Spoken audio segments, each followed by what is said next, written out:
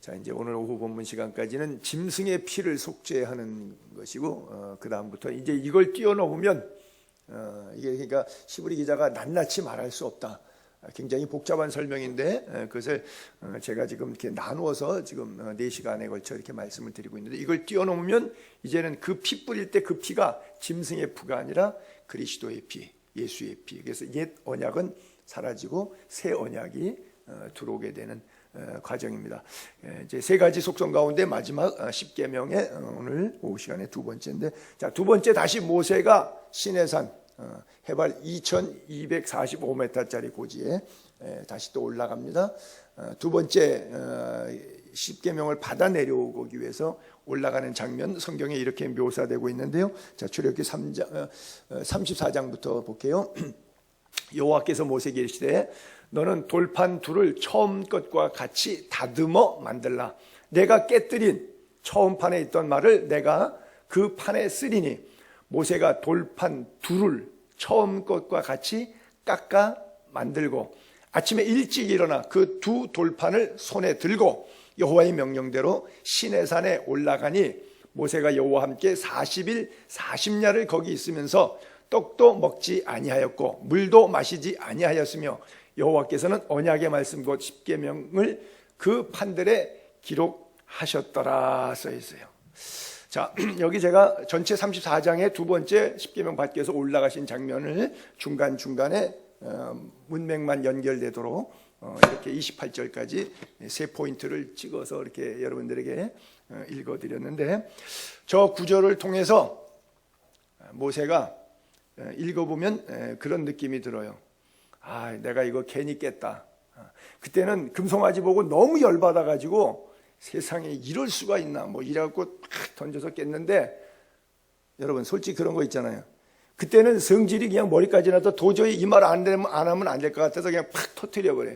근데 이제 세월 조금 지나고 나면 아이씨 좀 참을 건데, 그런 생각 나만 했구나.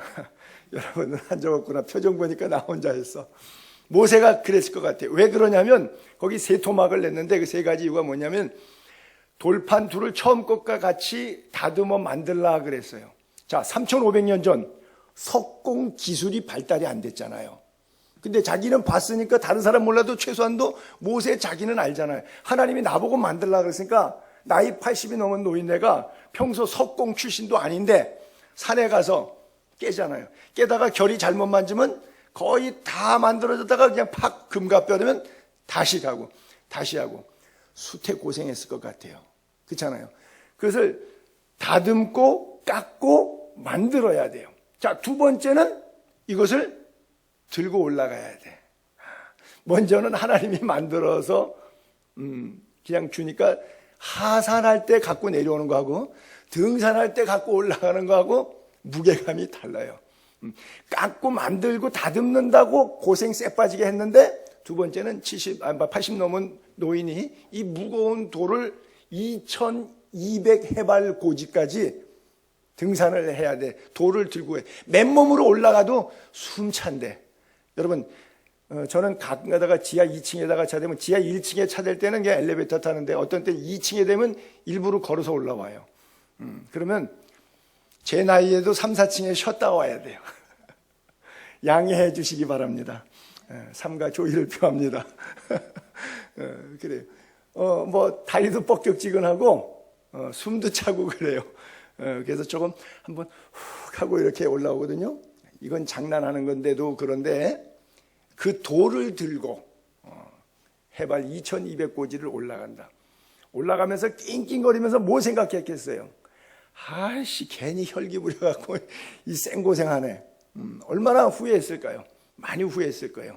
그 다음에 세 번째 토막은 40일 40야를 지내면서 떡도 먹지 아니하였고 물도 마시지 아니하였으며 이렇게 써 있거든요.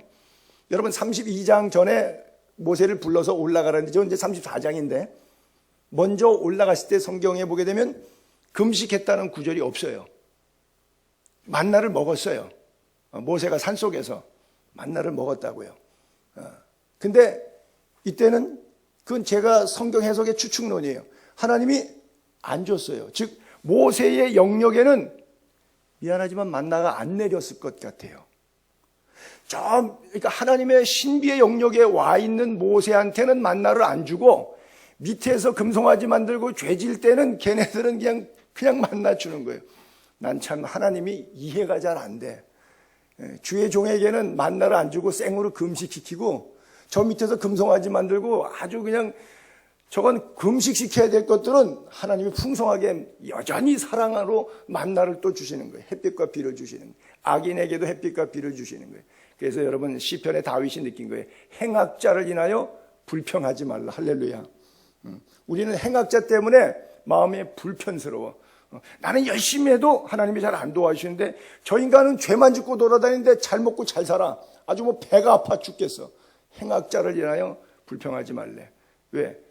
너가 생각할 땐 그게 수십 년의 긴 세월인데 하나님 앞에 천년이 하루 같고 하루가 천년 같기 때문에 속히 쇠잔하여질 것이며 아침 이슬처럼 사라질 것이다. 배임을 당할 것이다. 그러니까 in his time 하나님의 시간표 안에 있으니까 네 인생이 짧은 것이 수십 년이 길다고 생각해갖고 행악자를 인해서 불평하고 불만하고 하지 말고 잠잠히 참아 기다리라.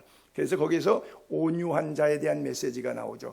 정오의 빛같이 하나님께서 너 의를 드러내실 테니까 하나님의 의를 정오의 빛같이 낮 12시에서부터 2시 사이에 땡볕빛처럼 하나님의 밝은 영적 빛을 주실 테니까 신경 쓰지 말고 걱정하지 말라. 그런 말씀을 주셨거든요. 어쨌든 40일 동안 금식을 하나님께서 강제로 시켰어요. 그래서 제가 저 석조를 이렇게 다 발표하면서 혈기 날 때 제일 좋은 명약 금식하는 거예요. 금식하세요. 그렇죠. 모세가 지금 깎고 다듬고 만드는 수고하고 산에 들고 올라가는 수고하고 40일 동안 생으로 굽는 고생했잖아요. 모세가 후회했겠죠. 하나님, 내가 다시는 깨지 않아요. 그 다음에 또 그런 일이 반복되면 깰까요? 안 깰까요? 모세는 안 깨는데 우리는 깨. 모세는 안 깨도 우리는 깨. 그게 모세와 손용삼의 차이라고 제가 분명히 오전 시간에 말씀드렸죠. 그래요. 여러분이나 나나 남은 건 이거 하나밖에 없어요. 오직 혈기. 그렇죠? 오직 혈기. 하여간 혈기 죽이는데 금식보다 좋은 약이 없으니까 우린 때때로 혈기 오르면은 금식합시다. 그래요. 자, 이제 남은 것이 혈기뿐이 없는데 이 남은 혈기를 내려놓고 이제 버립시다. 왜? 이건 배설물이니까 그래요. 자, 이제 두 번째 십계명을 받아갖고 내려오는, 올라가는 모습이고, 자, 이제 하산하는 모세의 모습을 한번 볼게요. 34절, 29절부터 보면 모세가 그 증거의 두 판을 모세의 손에 들고 시내산에서 내려오는 모습, 여호와와 말하였음으로 말미암아 하나님과 대면해서 말씀했잖아요. 얼굴 피부에 광채가 나. 근데 자기는 몰라. 아론과 온 이스라엘 자손이 모세를 볼 때 모세 얼굴 피부에 아우라가 생겼어요. 막 광채가 샤이닝 막 빛나. 여러분 80 먹은 할아버지의 흰 머리에 주름진 얼굴일 거 아니에요. 근데 성형외과 다녀오셨나 봐. 모세가 올라가서 성형수술하시고 머리 염색하고 내려오셨나 봐. 오징어 잡다가 먹물 뒤집어 썼는지. 그래서 모세의 얼굴 피부에 광채가 남을 보고 사람들이 가까이 하기를 두려워했다. 그랬어요. 모세가 그래서 수건으로 자기 얼굴을 가렸더라.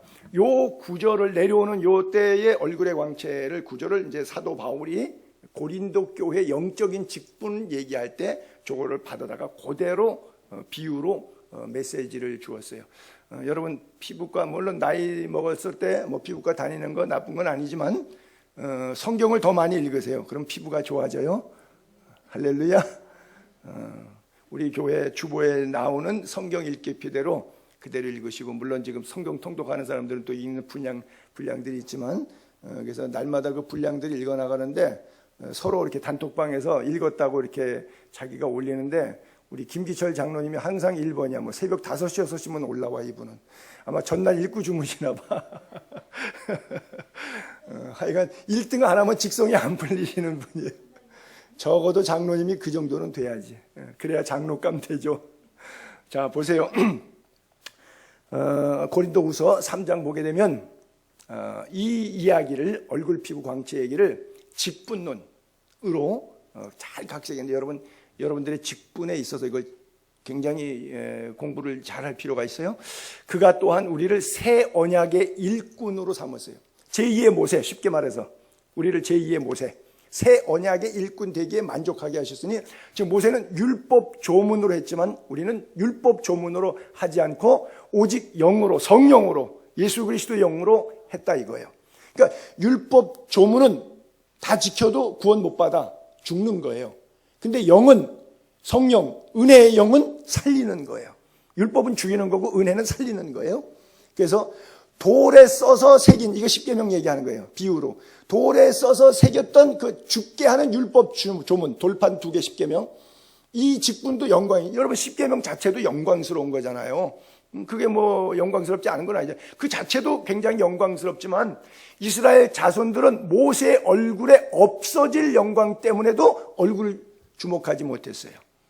모세 죽잖아요. 짐승의 피 속죄 완벽하지 않잖아요. 그러나 예수 그리스도는 단번에 완벽하잖아요. 하물며 영의 직분은 목사, 장로, 권사, 집사, 이거 다 뭐예요? 영의 직분이죠. 더욱 영광이 있지 않겠느냐. 정죄의 직분도 영광이 있은즉 의의 직분은 영광이 더욱 넘치는. 할렐루야. 여러분이 교회 안에서 갖고 있는 영의 직분, 의의 직분, 이것은 영광이 엄청난 것이다. 여러분 꼭 깨닫게 되기를 바랍니다. 근데 우리 교회는 그런 분들이 없는데, 보면 그 교회들마다 목회자들 힘든 게 그게 뭐 일을 시키려고 뭐 맡기면 나 못해요. 그리고 이 직분에 대해서 굉장히 그 소홀하게 생각하는 경향이 있는데, 우리 교회 교인들은 그래도 목사가 한마디 부탁해서 이렇게 맡아서 봉사해 주십시오. 그러면 아니오가 없어. 무조건 예. 그래서 참 감사해요. 맡겨진 것들은 여러분 주 안에서 죽도록 충성하게 되기를 바랍니다. 그래, 의의 직분, 이 영의 직분, 이것은 얼마나 영광스러운지 그 끝이 없기 때문에 어디까지 가냐? 교회 직분은 무덤까지 가요. 여러분 장례식 가게 되면 여기 썼는데 고 아무개 목사, 고 아무개 장로 이렇게 들어가죠. 그리고 그것은 어디까지 가냐? 천국까지 가는 거예요. 천사가 우리 인도할 때 목사님 이리 오세요, 장로님 이리 오세요. 그리고 이 직분이, 영의 직분이 계속 가요. 근데 예수 잘 믿는 장로님이, 회장님이면 가갖고 천사가 불이 데려갈 때 장로님 이리 오세요 그러겠어요? 회장님 이리 오세요 그러겠어요? 사장님 이리 오세요, 장군님 이리 오세요 그러겠어요? 뭐라 그러고 모르겠어요. 세상 직분은 거기서 끝나. 거기서 끝나요. 근데 영의 직분, 의의 직분은 무덤까지도 가고 천국까지도 가는 거예요. 할렐루야. 영원한 거예요. 그래서 율법적인 조문의 이런 직분도 영광이 있는데, 십계명 자체에 영광이 있는데, 은혜는 뭐 더 말할 나위 없지 않겠느냐. 그리고 우리가 은혜 안에서 주 예수 그리스도의 이름으로 받은 직분과 직능, 이 기능, 펑션은 얼마나 영광스러운 것이냐고 하는 거예요. 그러니까 오죽하면 죽어도 그거 해라. 무슨 말이에요? 요한계시록 2장 10절에 죽도록 충성하라. 하나님이 맡은 자들에게 구할 것은 충성이니라. 충성은 죽도록 할지니라. 성경이 우리에게 그렇게 요구하고 있는, 이게 얼마나 영광스러운. 그래서 이 모세의 얼굴에 광채 십계명 받아 내려올 때의 율법과 은혜를 비교하면서 은혜시라 했던 고린도 교회 교인들이 좀 부자예요. 항구도 오시고 좀 잘 살아요. 또 학문도 있어요. 디오게네 그 견유학파의 시조 지역이에요. 아주 똑똑해요. 그리고 또 뭐 또 나름대로 쾌락도, 비너스가 주격신으로 있어갖고 나름대로 아주 인생을 재밌게 사는 사람이니까 교회 가서 봉사하는 거 그 찌질이들이 하는 짓으로 생각하는 거예요. 교육 수준도 낮고 경제 수준도 낮고 하는 짓들이 세상에 아주 재밌는 놀이가 많은 것에 비해서 교회에서 하는 봉사 섬김들은 이건 너무 찌질한 거예요. 이거는. 그러니까 고린도 교회 교인들이 영의 직분을 상당히 우습게 한 거예요. 자기가 갖고 있는 목사, 장로, 권사, 이게 별거 아닌 거예요. 세상에 갖고 있는 직위에 비하면 이건 찌질한 거예요. 그러니까 모세의 이야기를 고린도 교회에다가 바울이 설교에다가 써먹는 거예요. 율법 조문, 이것도 영광스러운데, 당신들이 하나님의 은혜 안에서 예수 십자가의 공로로 구원받고 구원받은 이후에 선한 사역을 위해서 하나님이 맡겨주신 영적인 직분, 의의 직분이 이게 얼마나 귀한 건데, 이게 얼마나 영광스러운 것인데, 그래서 율법적 신앙생활 이제 접고 은혜 안에서 자유롭게 신앙생활해라. 그 다음 절에 쭉 연결돼 보면 3장 15절 이후에 오늘까지 모세의 글을 읽을 때는 수건이 그 마음을 덮었도다. 그냥 율법을 지키려고 그러니까 자기 안에 외식, 형식, 그 커버, 자기를 이제 감추는 거잖아요. 위선을 떨잖아요. 이 바리새인들, 서기관들, 이 사람들이 다 뭐예요? 회칠한 무덤 아니에요. 위선자들 아니에요. 수건이 마음을 덮는 거잖아요. 그러니까 우리가 신약 시대를 살아가면서 구약을 안 지키는 이유는 이 율법에 갇히지 않고 수건으로 자기를 덮여서 남보기에 이상스럽지 않고 훌륭하고 영적으로 보이기 위해서 포장하는 율법적인 행위들을 다 지키려고 노력하잖아요. 이 바리새인들이 얼마나 율법을 지키려고. 파리사이스라고 하는 단어에서 나온 거 아니에요. 이 바리새인이라고 하는 것이 그게 뭐예요? 구별, 나실, 성결, 뭐 그런 뜻이잖아요. 난 너희들하고 달라.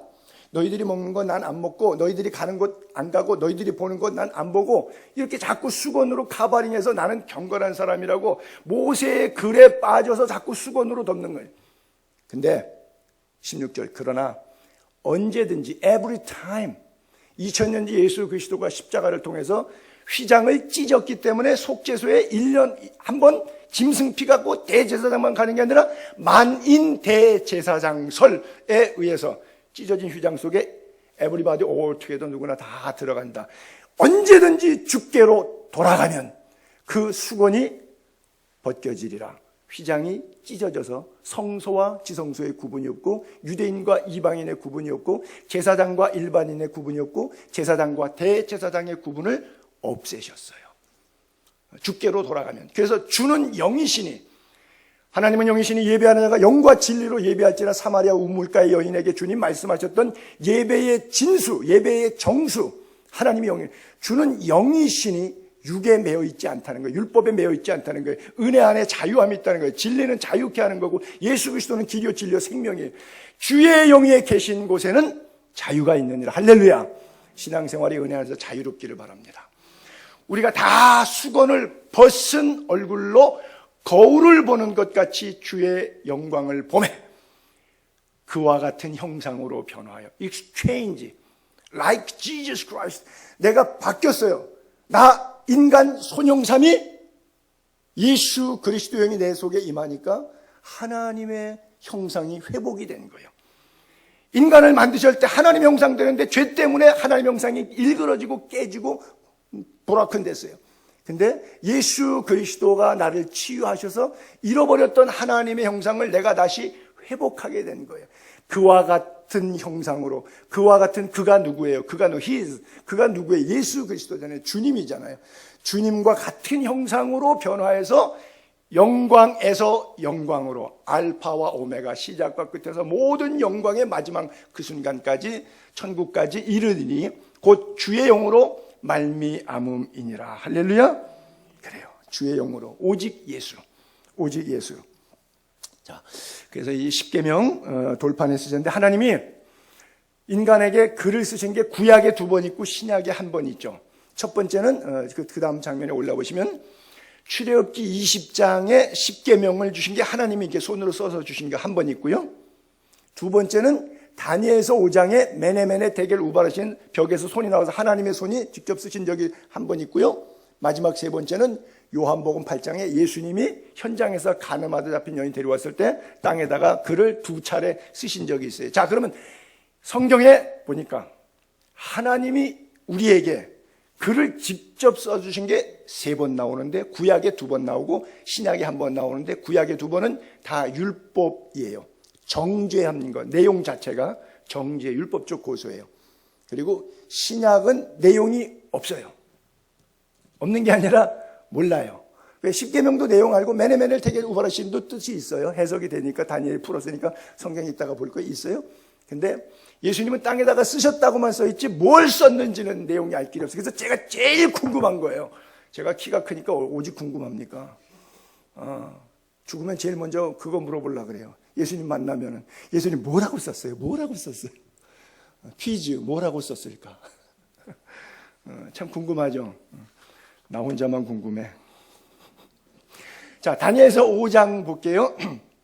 이제 벨사살 왕이 느부갓네살 왕의 아들이 이제 아버지가 죽고 정권을 이어받았는데 아버지 느부갓네살이 예루살렘 성을 점령해서 성전에 쓰던 금, 은 그릇을 다 갖다가 거기다가 포도 집어넣고 술 부어넣고 그러고 마시고 노는 거예요. 1000명의 귀인들, 부인들 데려다가 놓고 왕궁에서 파티하는데 그 파티에 쓰는 것들을 이게 아주 하나님의 성전에 쓰는 거룩한 기명들 갖다 써요. 그것을 하나님께서 보시다가 그를 심판하시는 건데, 그때 술파티 벌어졌을 때, 성전 물건 갖다가 술파티 했을 때 사람의 손가락들이 나타나서 왕궁 촛대 맞은편 석회벽에 글자를 쓰는데, 왕이 그 글자를 쓰는 손가락을 딱 보니까 갑자기 왕의 즐기던 얼굴빛이 새파랗게 질린 거예요. 이거는 길조가 아니고 흉조다. 감을 잡았죠. 그 생각이 번민하는 거예요. 야, 이거 예루살렘 성전에 거 갖다가 술 퍼먹고 막 난리 쳐가지고 뭔가 어떤 그 신이, 여호와라는 신이 또 이게 나를 진노하는 거 아닌가, 뭐 갑자기 이런 생각, 오만 생각이 들더니 막 번민이 되는 거예요. 넓적다리 마디가 막 녹는 듯하고 무릎이 서로 타타타타타타타타 부딪히고 아주 지금 뭐 너무너무 놀라는 거죠. 놀래서 여봐라! 이 나라의 박수와 술객, 점쟁이, 점성가, 지혜자들 다 모아라. 그리고 이 글자가 도대체 뭐라고 쓴다. 읽지도 못하고 뜻도 모르겠다. 읽고 좀 해석을 좀 시켜라. 다 불러라. 그래서 그에게 금 사슬을 목에다가 걸어줄 것이고 셋째 칠이 삼고 자색 왕을 입히겠다. 왕복에 같은 준하는 것을 옷을 입히겠다. 그랬어요. 아무도 와서 봤는데 수십 명이 와서 봐도 읽지도 못하고 읽지도 못하는데 해석은 어떻게 하겠어요. 그래서 근심이 더 하고 있는데 한 사람이 추천한 거예요. 왕의 선대 아버지 때 느부갓네살이 꿈도 요리요리 해석했던 친구가 있는데 워낙 포로 출신이기 때문에 그냥 인정은 받지만 좌천되다시피 해서 한직에 있는데 이 친구 아주 괜찮습니다. 점괘가 아주 신통하게 나와요. 해석을 잘해요. 한번 불러볼까요? 그러니까 부르니까 네가 맞추면 내가 너에게 자색 옷을 입히고 목에 금사슬을 걸어서 이 나라 셋째 왕을 삼겠다. 셋째 치리자를 삼겠다. 이렇게 양속했더니 다니엘이 한직에 있다가 와가지고 그 다음에 올려볼게요. 너무너무 당찬 이야기를 해요. 나는 어디서 다니엘이, 이 포로 소년이 어디서 이런 당찬 이야기가 나오는지 참 너무너무 존경스러워요. 다니엘이 왕에게 대답하여 이르되 왕의 예물은 왕이 친히 가지시며, 이거 인격 모독입니다. 이건 왕격 모독이에요. 왕 가지시고 상급은 다른 사람 주세요. 주고 싶은 사람 주세요. 나 안 받을 테니까. 그래도 내가 왕을 위해서 이 글 읽고 해석해 줄게요. 이야, 여러분 이럴 수 있어요? 여러분이 다니엘 입장에 생각해 보세요.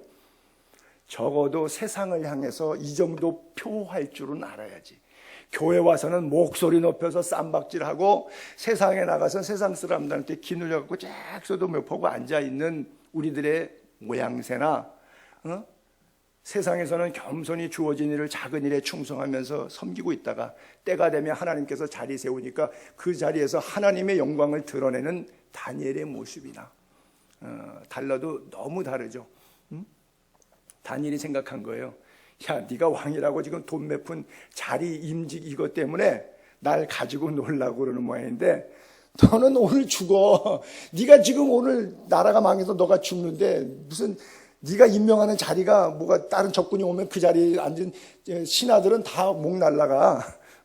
그리고 네가 가진 돈 그건 무슨 의미가 있어. 왕 예물은 당신 가지세요. 지금 당장 당신 죽을 판인데 무슨 그게 나한테 무슨 소용이 있고 나한테 무슨 의미가 있어. 즉 보이는 것과 보이지 않는 것을 정확하게 구분해서 메시지를 던질 수 있다. 쉽지 않은 하나님의 사람이죠.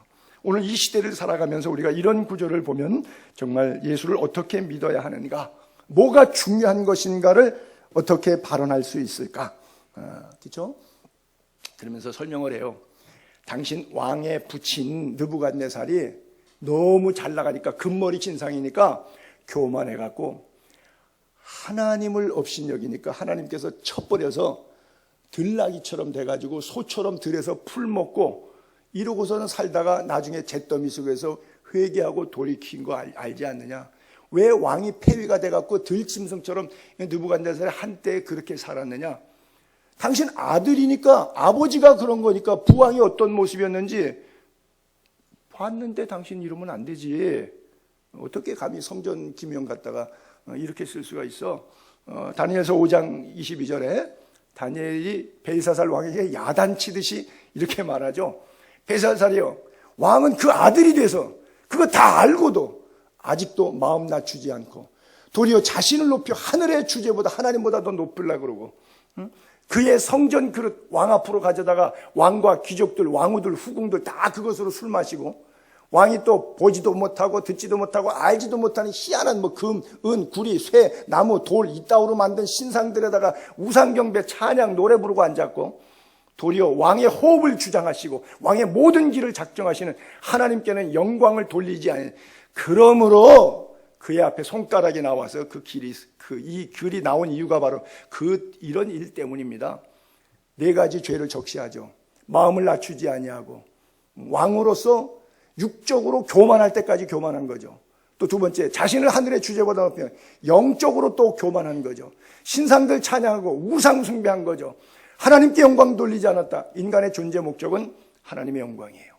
인간의 존재 목적대로 살지 않은 것은 인간 가치가 삶이 없는 거예요. 그가 뭐 왕후 장상이라고 할지라도 거린에 이르기까지 누구라도 하나님의 영광을 위해서 인간은 하나님이 그렇게 지었는데, 이 네 가지 죄악을 딱 적시해요. 그리고 뜻을 풀기 시작합니다. 자, 다음 절에 보면 기록된 글자는 이렇습니다. 곧 메네메네 반복이죠. 데겔 우바르신. 해석하면 메네, 하나님이 이미 왕의 나라를 세워보니까 끝났다. 이제는 나이가 늙었으니까 죽을 때가 됐다 하는 것처럼 왕의 나라의 타임이, 세대가 끝났다. 카운트 해보니까 끝났다. 데켈은 저울에 달아보니까 함량 부족이야. 인간으로서의 함량 부족 인간이야. 부족해. 그 다음에 베레스는 우바르신의 단수형이에요. 그것은 나누었다는 얘기인데, 메대와 바사 사람 두 나라에 의해서 니네 나라는 베레스, 우바르신은 복수형이고 단수형은 베레스예요. 그래서 둘로 쪼개진다, 나누어지게 되었다. 결국 그날 밤 벨사살 왕은 죽습니다.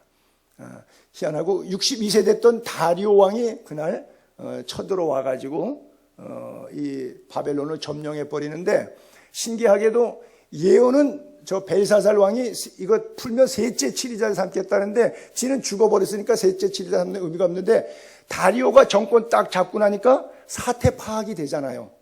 무슨 일이 있었는지 그 내용을 쭉 들으니까, 다니엘의 스토리를 들으니까 그래, 맞다, 다니엘을 셋째 치리자는 자. 나머지 밑에 있는 부하들은 다 목 날라가는 거예요. 적군 바뀌면 상대가 있었던 밑에 사람들, 신하들은 다 줄줄이 목 날라가는 거예요.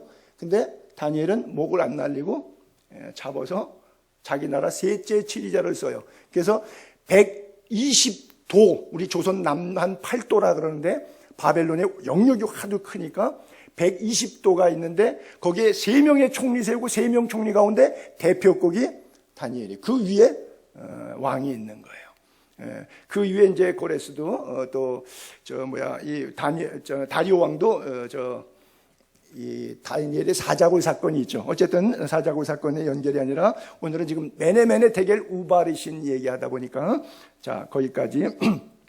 자, 그리고 이제 마지막 글자 또 하나가 요한복음 8장. 서기관하고 바리새인들이 음행 중에 잡힌 여자를 데리고 와서 가운데 세워갖고 고발하는 거예요. 그 고발할 조건을 얻고자 해서 예수를 시험하기 위해서 이 여자 어떻게 할까요? 모세는 돌로 쳐서 죽이라고 했는데 당신은 뭐라 그럴까요? 뭐 사랑 타령하는데 그럼 사랑해야 돼요? 안 그러면 하나님의 말씀을 그렇게 지켜야 된다고 하는데 율법대로 이 여자를 돌로 쳐서 죽여야 돼요. 어떻게 할까요? 진퇴양난이죠. 손가락으로 땅에 쓰셔요. 근데 계속해서 물어봐요. 그러니까 일어나가지고 죄 없는 사람이 돌로 쳐라. 그러고 계속 다시 또 엎드려갖고 땅에다가 손가락으로 계속 써요. 저는 이 구절을 읽으면 냄새를 늘 느끼죠. 어떤 냄새? 현장에서 가늠하다 잡혔으면 두 사람이 와야 돼요? 한 사람만 오면 돼요? 한 사람만 오면 그 사람이 절대 그런 일 없어. 오리발렘이면 무죄 석방이에요. 왜? 상대가 없으니까 아리바이가 성립이 안 돼요. 그렇잖아요. 근데 어떻게 여자냐? 남자가 있어야지 죄가가 성립이 돼요. 그 얘기는 꾸며진 스토리고 저걸 꾸미기에 씌웠던 거리의 여성을 채택하기에 있었거든요. 그리고 작당질을 하고 짜고 남자는 튀기하고 여자만 잡아서 데려온 거죠. 왜? 고발할 조건을 찾고 예수를 시험할 목적이었기 때문에, 현장 간음을 수색하겠다고 하는 그런 의도가 아니었기 때문에, 배경적으로 말하면. 그런데 주님은 아시니까 그 어려운 진퇴양난의 고비 속에서 아무 말씀 안 하시고 땅에다가 그냥 묵묵히 글을 써 나가십니다. 그리고 글을 썼더니 이런 결론에 나왔어요. 그들이 이 말씀을 듣고 땅에 있는 글을 쓰고 말씀을 하신 거죠. 죄 없는 자가 돌로 치라. 그러고 계속 써내려가죠. 양심의 가책, 어른부터 애들까지, 어른으로 시작하여 젊은이까지 하나씩 하나씩 나가고, 오직 예수와 그 가운데 있는 여자만 남고요. 예수께서 일어나서 여자 외에 아무도 없는 것 보시고 이르시되, 여자여, 너를 고발하던 그들 어디 있느냐? 너를 정죄한 자가 없느냐? 대답하되 주여 없나이다. 예수께서 이르시되 나도 너를 정죄하지 아니하노니 가서 다시는 죄를 범하지 말라 하시니라 그랬어요. 다시는 죄를 범하지 말라. 여러분, 여기에 빨간 줄을 걷는데, 은혜 안에서 용서를 받았으면 그 죄를 다시 반복하지 않기를 바랍니다. 죄가 더한 곳에 은혜가 넘쳤다고 자꾸 죄 속에 들어가려고 하지 마시고, 예수 믿고 빛의 자녀가 됐으면 의의 병기로 하나님께 드려야지 죄의 병기로 자기를 육체 가운데 방임하지 마십시오. 주님께서 우리를 용서하신 이유, 우리 때문에 머리에 가시관 쓰시고 몸이 다 찢으시면서 손과 발에 못자국으로 심장이 파열돼서 돌아가신 그 주님의 그 거룩한 핏값으로 우리가 샀다면, 그 은혜를 아는 자라면 은혜의 도전 앞에 정당한 응전을 삶으로 증명해내야 되는 거예요. 그렇지 못하면 은혜를 아는 자가 아니고 주님을 나의 주, 나의 왕이라고 섬기는 자가 아닌 거예요. 그래서 다시는 죄를 범하지 말라. 저 문제도 제가 늘 궁금해요. 그 여자가 다시는 죄를 안 범했을까? 또 범했을까? 늘 인간이 나 자신을 돌아보면 약하잖아요. 그 부분에 있어서 치명적으로 넘어지고 용서함 받았는데 시간 지나면 그 부분 때문에 또 넘어져 있잖아요. 그렇잖아요. 늘 연약하죠. 우리는 늘 다시는 동일한 문제로 인해서 죄를 범하지 않도록 죄를 반복하지 않는 은혜가 있게 되기를 바랍니다. 거기다가 땅에다가 글을 쓰셨는데, 무슨 글인지는 모르는데 어떤 엉뚱한 해석자의 이야기에 의하면, 그것은 사실이 아니겠지만 내용을 그런 글을 썼다는 거죠.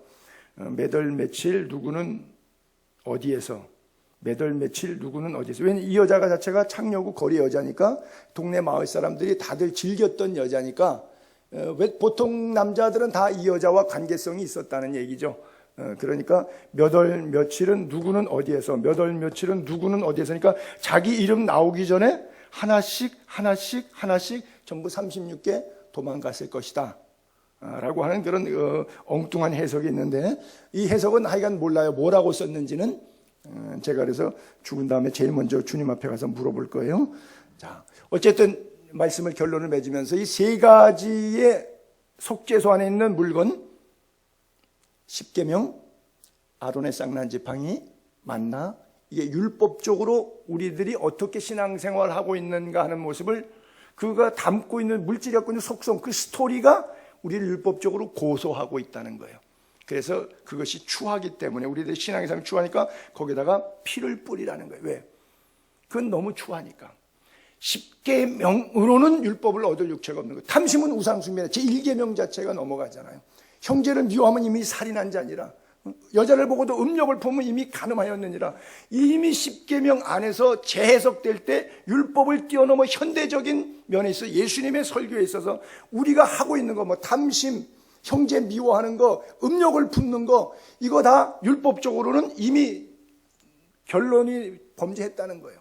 그래서 내가 그 죄를, 율법적인 죄를 지었냐 안 지었냐, 졌다 안 졌다, 이 문제로 머리가 벙벙해서 싸우고 있으면 아직 여러분 예수 안 믿는 사람이기 때문에 그래요. 그 싸울 문제 없어요. 이미 그거는 넘어섰어야 돼요. 그건 넘어갔고 은혜 안에서 참된 자유함을 누리고 있어야 돼요. 왜요? 내가 거룩하니 너희도 거룩하라. 나의 오늘 하루의 삶이, 나의 365일 전체 삶이 하나님 앞에서 코람세오 거룩한가, 홀리 라이프인가, 이게 중요하지. 나 간음했어 안 했어, 뭐 미워했어 안 했어, 이것 갖고 했냐 안 했냐, 너 그 말 했잖아, 미워했잖아, 사랑했잖아, 이것 갖고 앉아있으면 아직 예수를 못 만났기 때문에 그런 거예요. 은혜를 모르기 때문에. 은혜에 팍 젖어버리면 그건 얘기할 게 없어요. 왜? 은혜가 뭐예요? 우리를 거룩으로 몰아가는 게 은혜잖아요. 추한 삶을 거룩한 삶으로 만든 게 하나님의 십자가의 피에 거룩하는 속성의 은혜잖아요. 그 은혜 안에 들어왔는데 왜 옛날 율법 나 했어 안 했어, 이건 의미가 없는 거예요. 더 이상 가치가 없는 거예요. 이미 은혜 안에서 우리는 예수의 피로 자유하게 되었기 때문에 자유한 자는 진리의 거룩함을 입게 된 거예요. 믿습니까? 그래서 이 율법 10계명 가지고는 뭐 싸울 것도 없고, 이것 갖고 지켰냐 아직 할 거고, 박스에 넣어라, 속죄소에 넣어라, 그 위에 피를 뿌려라. 그것이 바로 예수 그리스도의 나중에 단번에 희생의 피 뿌림으로 통해서 우리에게 재해석되고 있는 것이죠. 그래요. 첫 번째, 두 번째 글자는 모르지만, 내용은 알지만, 세 번째 땅에다 쓰신 글자는 몰라요. 저도 모르고 여러분들도 모르고 성경의 주석에도 없어요. 내용이 없어요. 몰라요. 무슨 말이냐? 전적인 하나님의 은혜입니다. 설명할 길이 없어요. 형용사로 형언할 방법이 없어요. 십자가의 사랑이 우리를 용서하셨고, 우리를 사랑하셨고, 우리의 허물을 덮었어요. 사랑은 허다한 허물을 덮느니라. 예수 그리스도의 십자가의 사랑이 우리의 허물을 덮었기 때문에 속죄소에 피를 뿌린 것처럼 예수 십자가의 피가 우리 머리끝부터 발끝까지 생애 내내 흐르게 되기를 주 이름으로 축복합니다. 기도하겠습니다.